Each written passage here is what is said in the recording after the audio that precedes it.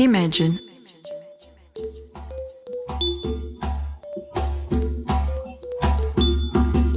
A podcast with paths of hope for better futures.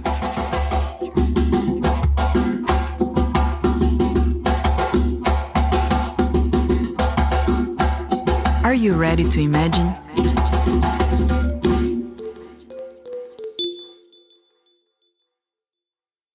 Technology is always political, but what does it mean when big tech moguls simply have the power to weigh in on political matters around the world? Elon Musk says free speech is the bedrock of democracy and an unelected pseudo-judge in Brazil is destroying it for political purposes. Finally, we're going to work with President Trump to push back on governments around the world that are going after American companies and pushing to censor more. Have you ever wondered what is behind Musk's and other tech moguls' actions? Today, we'll be exploring the bigger picture and the ideologies behind all of this, and why is it so important for us to understand these ideologies and the dangerous trends that have been happening inside the tech world. From Coding Rights, this is Imagine, a podcast of inspiring conversations to imagine futures, speculate on regenerative technologies, and build concrete paths towards other, more equitable worlds. Where our very own executive directress, Joana Varon, will guide us through conversations with women who are also looking at what ideologies have taken over the public discourses of the tech world. Our first guest today is Annette Zimmermann. She's a political philosopher working on the ethics and politics of artificial intelligence, machine learning, and big data.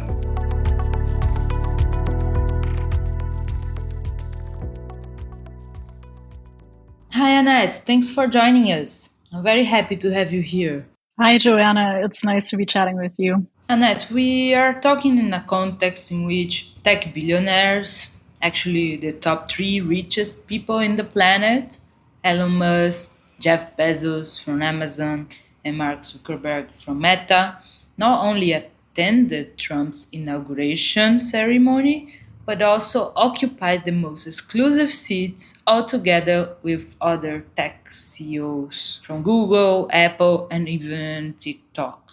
Just a few days earlier, Mark Zuckerberg announced changes in content moderation of his platforms, explicitly leaving queer people, women, and other historically vulnerable communities even more subjected to hate. And he also said that he will align with Trump against countries that try to regulate the internet, making implicit mentions to the judge at the Brazilian Supreme Court that blocked X in the country.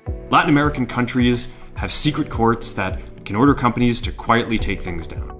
Well, while TikTok got temporarily blocked in the US for economic reasons, in Brazil, Twitter or X was blocked after Elon decided that his company would not comply with several judicial orders from our Supreme Court, which included a request to indicate a legal representative in the country and also further requests to block far-right accounts that were inciting violence against the Brazilian democratic institutions, which includes our electoral system. Musk's interference in geopolitics have also been related to his attempts to increase Starlink's connectivity points in different territories, from the Brazilian Amazon to the war in Ukraine, among other political scenarios.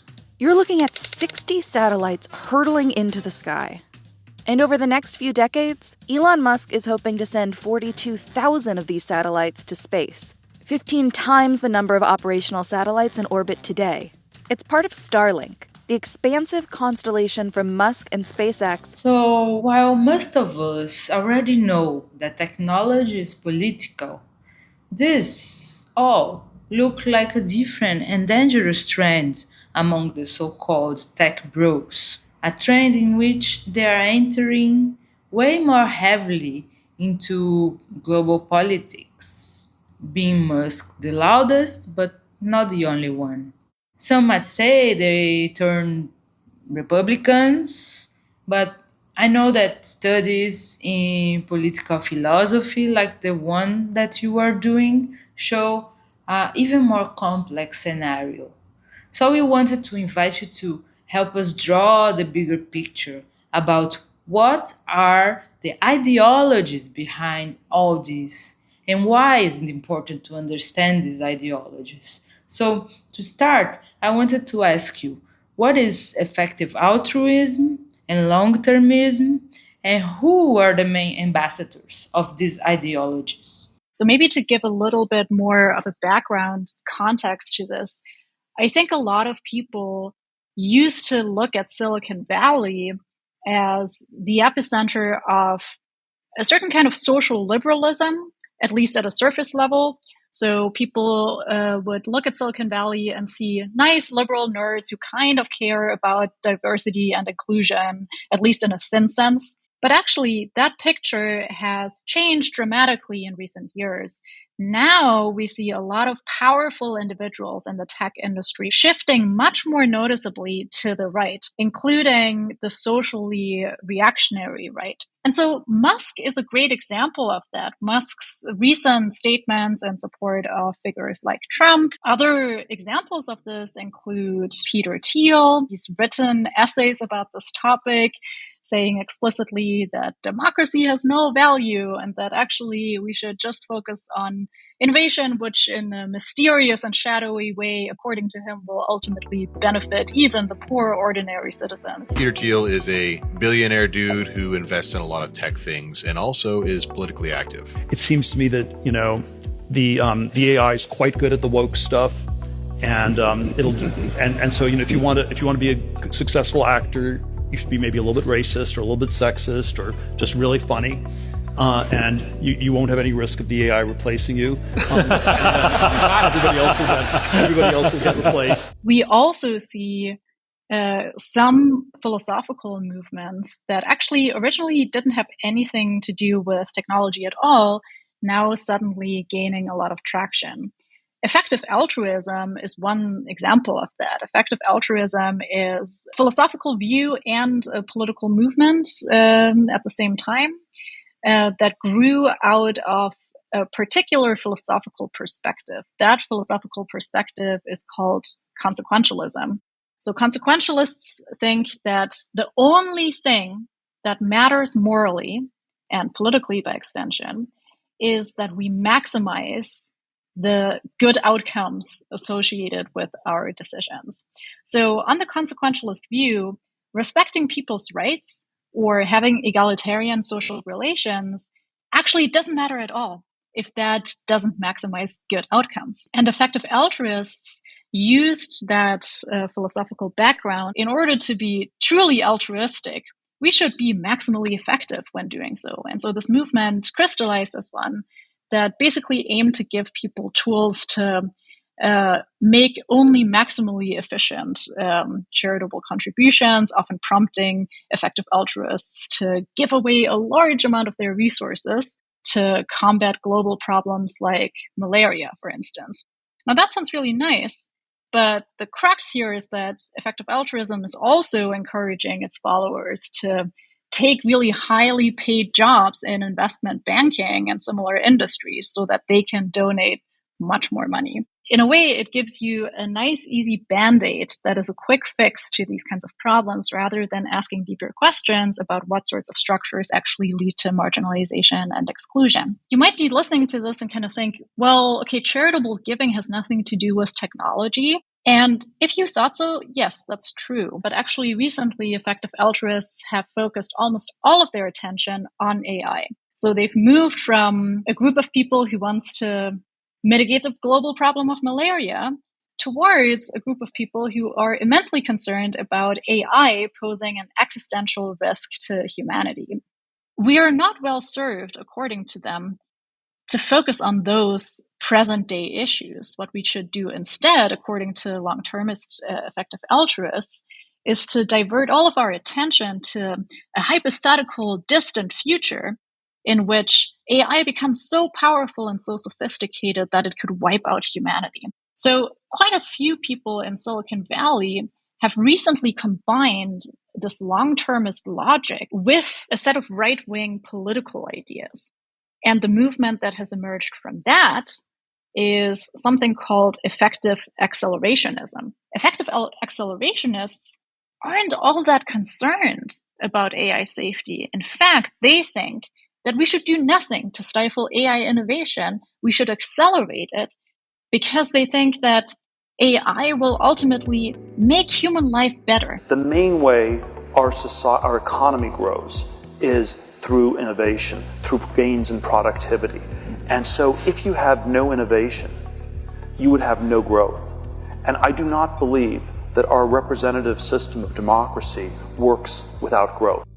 So there's no question in their minds that AI is straightforwardly a good thing, even if it exhibits massive bias and actually entrenches major social disparities. So they're very comfortable with tech billionaires just taking the vast cut of profits associated with AI innovation.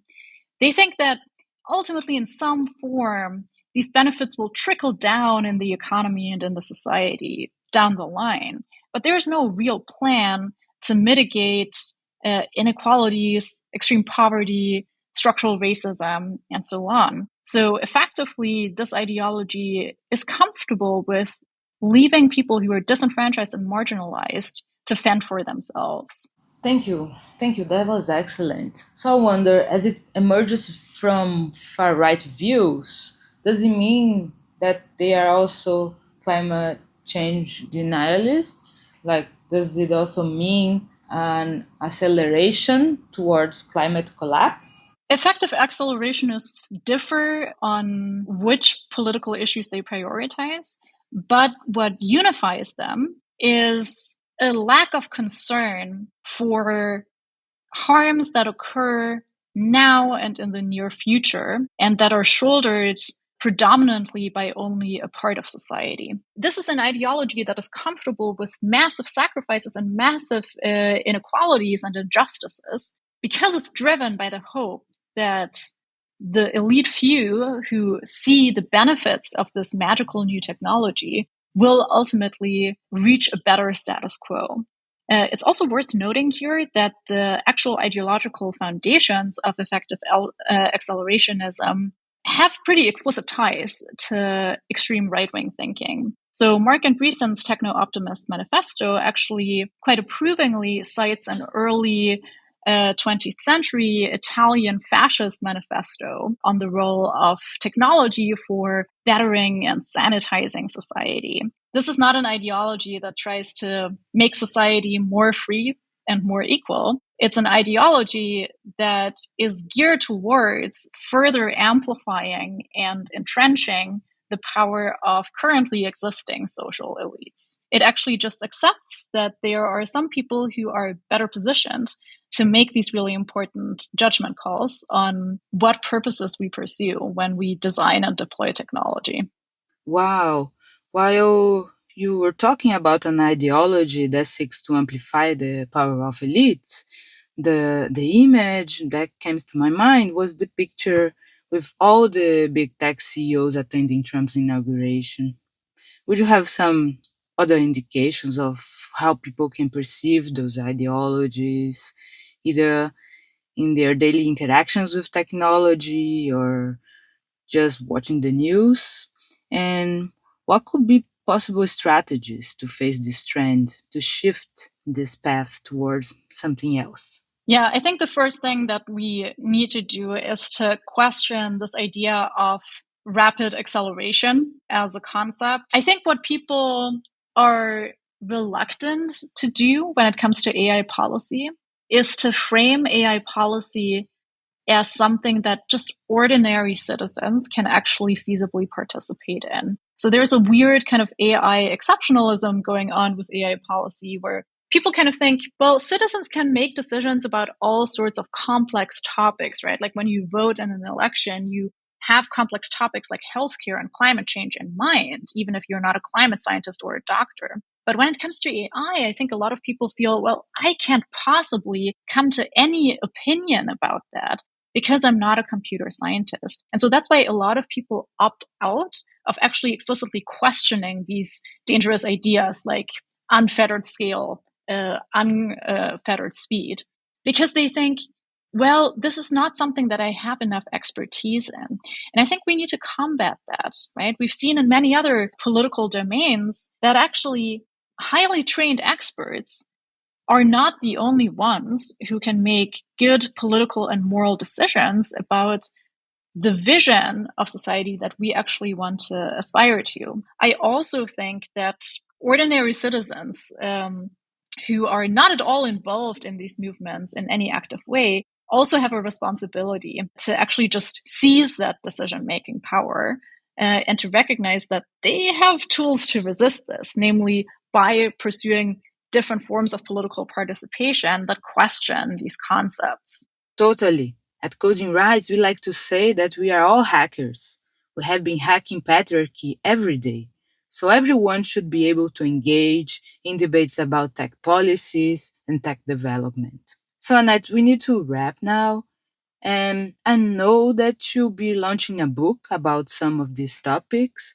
So to close, if you could give us an update on that so we can stay tuned and keep this conversation going. Excellent. I'm currently finishing a book titled Democratizing AI Deployment, in which I, amongst other things, unpack these different new ideological developments in Silicon Valley. But I also talk in more detail about what kinds of political mechanisms are actually available to us for democratizing the space in a bottom-up way. So that book will be out in the spring. And I would love it if many of your listeners would like to take a look at that. Perfect. So we end with this invitation. Stay tuned. Annette's book will be out in spring for the Northern Hemisphere and autumn for us here in the South. Thank you so much, Annette.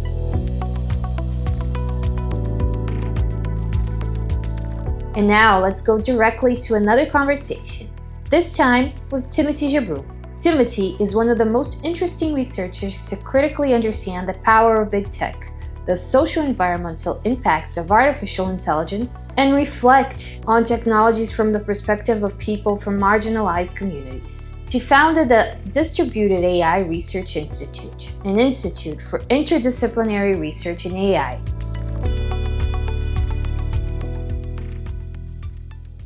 Hi, Timnit. Thank you for joining us. Thank you for having me. So, we just had a conversation with Annette Zimmermann about the ideologies effective altruism and effective accelerationism, exposing its ties with the far-right thinking and relations with fascist manifestos that have envisioned technologies as having a role of ultimately sanitizing society. We talked about how these ideologies were geared towards amplifying social inequalities and causing massive human losses in the hope that a very few privileged people in charge of the mainstream tech development will reach an even better status in the long-term future. And so, you were one of the first researchers that I've heard talking about effective altruism and who opened my mind about it. So, coming from a background in computer science, how did you perceive these ideologies for the first time? And how does it affect your work? The first time that I heard about effective altruism, I think it was like in 2012 or 2013. And I was talking to someone, or maybe earlier, I don't remember, but they told me about the idea of, using data to give your money as part of philanthropy or something. And just the whole idea made me kind of roll my eyes, and I was like, whatever, but I didn't really think much of it. But then another person talked to me about their conference, the Effective Altruism Conference. And I think this was like maybe 2012, I don't remember, maybe 13, somewhere around that area. And they said that Peter Thiel was a keynote speaker. I'm like, how do the words altruism and Peter Thiel go together? So, by then we knew he was a fascist. And so then they continued to talk to me about how, everybody needs to focus on AI. I was like, how altruism and AI, what is the relationship? So they said that this is the first time I heard that argument that, even if AI has a really, really low probability of destroying the world, if it does, it can destroy all of humanity. So we should spend all of our energy on stopping that potential catastrophe. And I just couldn't believe it. So, but it wasn't such a prominent movement or a prominent view in my field. It was sort of like people I met here and there, and I could get away from it. When OpenAI came on the scene was really when I started noticing this kind of view really taking hold. So even within AI, people kind of used to mock people like Elon Musk, when he was talking about super intelligence and all of that. It wasn't a mainstream view. But when OpenAI was announced, I saw a huge shift because now they have this mix of powerhouses. The people in Silicon Valley who are very well connected, like Sam Altman and the Y Combinator accelerator ecosystem. And then the people within a subspecialty of AI called deep learning, right? Like Ilyas Escobar and others, who's Jeff Hinton's student. Jeff Hinton has been crowned the godfather of AI and apparently got the Nobel Prize. I'm still as concerned as I have been, but I'm very pleased that the world's beginning to take it seriously. So in particular, they're beginning to take the existential threat seriously, that these things will get smarter than us, and we have to worry about whether they'll want to take control away from us. That's something we should think seriously about, and people now take that seriously. A few years ago, they thought it was just science fiction. So this was an explosive combination. So that explosion I saw, and everyone was talking about these people. If you look at mainstream media of when OpenAI was founded, it was all about how they were saving the world from the catastrophe of that could be posed by artificial intelligence, and how they were better than Google because they were worried about a corporation being in control of some things that was that powerful, etc. Fast forward to later on, after I got fired from Google for writing this paper about the dangers of large language models. By then, I really started seeing some of the writings of the effective altruists. And I'm like, this really sounds eugenics-y to me. I can't, I'm not doing a scientific analysis of it, but it just has such a eugenics flavor. We're going to maximize this utility, and we're going to maximize some sort of happiness, and we're going to decide based on data who is worth giving money to, not my neighbor who's dying right next to me, So let me tell you, and I was like, these people sound like eugenicists. And all of these people started attacking me. So then I came across Emile Pitoris's writings about longtermism. So that was the first time I had heard the term longtermism. Then I started to see, the connections. Yeah, the OpenAI people are all in this, space. And we're going to take Doge to Mars.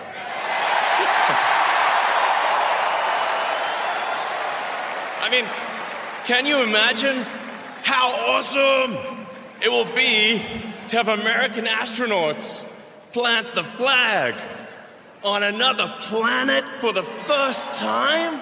So I asked Emile if we could collaborate on a paper that describes the eugenics kind of connections of artificial general intelligence, the whole AGI thing, because that's what I saw with OpenAI. Now, I did not think that the connection would be so direct, literally direct, from the eugenicists to the transhumanists to this stuff. But I knew that it was just all of the terminologies they were using, the analysis they were using was like that. And so once I started working on that paper, it was just so clear. And we kind of were able to present an analysis that we can then send to other people. We call them the test grill, the transhumanists, effective altruists, long-termists, and some of their prior related ideologies. And so it was on Wikipedia, and then they tried to take the effective altruists, got that Wikipedia article taken down. And then it came back again, and then they tried to get it taken down, but now they didn't succeed in getting it taken down. Whoa, that's something. So people who are listening, the TESCREAL bundle, TESCREAL, TESCREAL. You can now check it out on Wikipedia, or even better, the original article, which is entitled the Task Crew Bundle, eugenics, and the promise of utopia throughout artificial general intelligence. Talking about explosive matches, with Trump's election, one of the most prominent promoters of some of these ideologies, Elon Musk, became a key figure among his political allies, and ironically, now he might adopt roles related to supposedly government efficiency, boost government efficiency. So, what are your takes about that? What could go wrong? Someone with some affinity on long-termism and effective altruism working to discuss and to implement government efficiency. What could go wrong? The reason we came up with the term was that people weren't necessarily neatly in one of these things. So I don't think Elon Musk is an effective altruist, but he's very much around that space, right? And I don't think he's neatly like I think he might be a long-termist, but not all long-termists, not all effective altruists are long-termists. So this is why we had to come up with the bundle, because we had to be like, remember that Sam Altman dabbled in effective altruism, but then did this other thing, and I was like, well, this is too confusing. So now you have this guy who I want to say that the press built him more than 10 years ago when Elon Musk wasn't as famous as he is now, and the press was just building him up. And I remember when he went to some late night show and the hosts were just like, wow, you're such a genius, like you worked on this thing and that thing, and like how are you such a genius? Or just more recently, one of the founders of the effective altruist movement, William McCaskill, has a book called What We Owe the Future, right? And he was on a very progressive sort of, comedy like The Daily Show in the US by Trevor Noah. And Trevor Noah's like, wow, like you only live, you only have spend $30,000 a year on your life. He's just fawning over him. You're like, Jesus Christ. This guy was able to be on that show because he has people pulling strings. There's a PR agent that allows, I heard he got $10 million to just promote a book. The effective altruist had like a castle that cost $20 million. You know what I mean? And so then you have the mainstream media doing this at so-called progressive or whatever, left-leaning, liberal mainstream media. And so this is the same thing with Elon Musk. They basically built him up. They built up this guy who's now a monster that they don't know what to do with.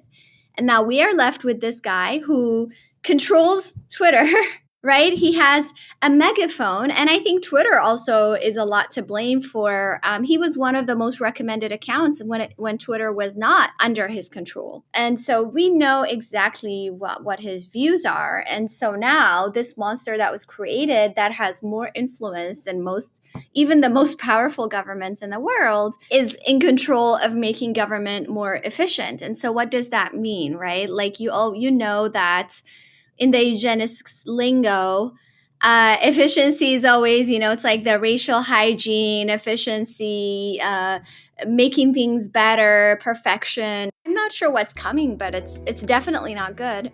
For the listeners, I should tell you that a few weeks later, after we did this interview, one of the first measures of DOGE, or the Department of Governance Efficiency, was making US aid agencies abruptly terminate contracts working on diversity, equity, and inclusion. The other day, I was with a friend, and it was right after the US elections, and she commented, "Oh, this is such a hard time to keep dreaming." And I was like, no, we need to keep dreaming. This is a very important aspect of our freedoms. And so this podcast is called Imagine because it's also about seeking alternatives to the mess we are in. And I know part of the work in there is about imagining and shaping alternative techno-futures. So could you talk a little bit about that and how do we see we can move from the current context towards our techno futures. Yeah, Ruha Benjamin has this book called Imagination and Manifesto, and I think it's really important because these people, so when I was reading what they were writing, I would get so irritated. Like, why am I spending my time reading all this stuff? I have better things to do. So what was useful for me was to really understand their ideology and why I really object to it, right? So, and also to understand how good they are at selling their vision and getting a following. So their vision is not being against something, it's being for something, right? So and therefore something is very it's terrifying. What world they're in is terrifying. What world they want is terrifying. But they paint a picture of that world for you. Nick Bostrom has a letters called Letters from Utopia. And so he writes about what utopia looks like for him. Or the transhumanists talk about, like, if you leave biology behind, you'll never feel pain. You'll live forever, because they also all want to live forever. And that's terrifying for me. I can't have anybody living forever, right? Especially these people. So we want to, but it's very difficult when you're fighting fires, as you say, to create space to imagine. So for our team, what I did is we created this series called the Possible Future series to get ourselves out of this state of just not imagining. And it was really interesting because even then we could see how hard it is for people to not start from the status quo. So one of my teammates was explaining, I was saying, okay, look, if we're currently, it's like we're in a status quo where we all have to eat on the roof or something like that, right? I think I said this at our workshop. And we can't imagine not eating on the ceiling. We have to do all this stuff to glue all the tables to the ceiling so that it doesn't fall off. We're taking the stairs, and so we're just doing that. And we're not thinking, why are we doing this, right? And then when we want to improve our experiences, we're like, okay, how can we make ourselves safe in this scenario? We're like, okay, maybe we can wear helmets when we're eating so that, if we fall, it's fine.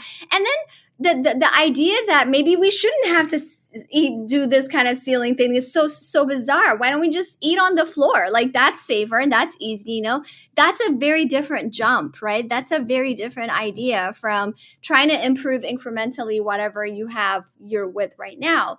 And in order to make that jump, we have to just kind of exercise that mental muscle and give ourselves space to imagine different kinds of possibilities. So this is kind of like the kind of exercise that we're doing. I mean, it's not easy for sure. So we write short speculative pieces, and then we have accompanied by some illustrations. So we have pieces, that one that's called An Internet for Our Elders. Maybe, I was thinking about what an internet that my grandmother would have loved looked like, right? She didn't speak English. She didn't read or write in any language. She lives in a country that the government can shut down the internet whenever they want. It's very low internet penetration rate. So what would it look like for her to have an online experience that, or not? That the answer could be just not to be online. What does it mean to have an online experience that would give her joy, right? That she can use seamlessly, but that kind of centers her. So these are the kinds of exercises we're trying to do, right? And we're trying to figure out, I think it's a different kind of way of communicating and a different kind of muscle. I think I was giving an example the other day that, when we talk about a carless society or having less cars, more public transportation, etc., one way to describe that would be look at the climate catastrophe, look at the pollution, look at the traffic, these things are all bad, so we should not have cars. Another way is to paint a picture of what the world looks like without cars, or minimum, right? What does your neighborhood look like? You go outside and there's no big streets, and so children are playing. You're maybe communicating more with your neighbors because you can have chairs and other gardens where the roads are, or you know what I mean? That's a different way of communicating about having less cars. You can breathe fresh air, because we're painting a picture of what that world looks like. And so I think we should practice doing that more. Oh, that's so beautiful. If my grandma was alive, I bet that the internet she would like would be totally full of music, or actually centered on music. Music sharing, music production. Definitely not this environment that's selfish, individualistic, and prone to a lot of hate. That sounds really nice. So, I think, we should all sort of practice thinking about that, and also communicating in that and building a movement around actualizing those visions, rather than only, being against something, right? We have to describe what we're for. Thank you. Thank you, Timnit. This was so inspiring.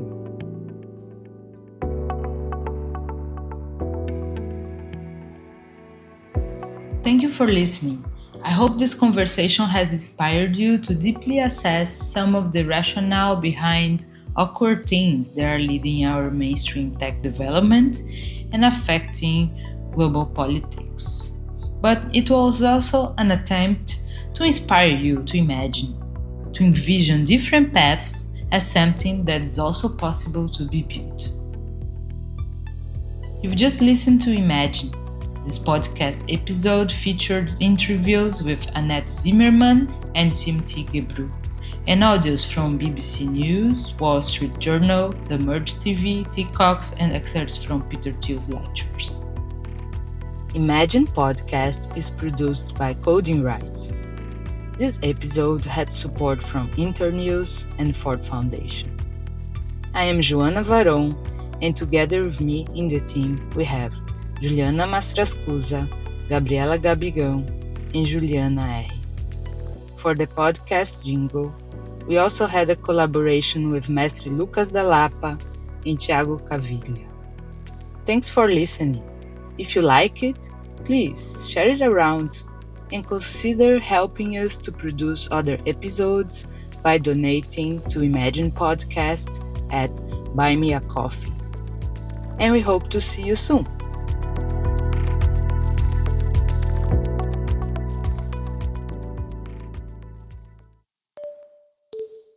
Imagine.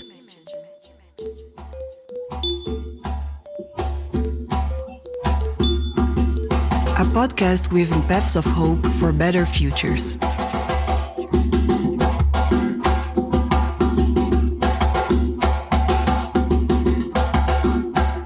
Are you ready to imagine?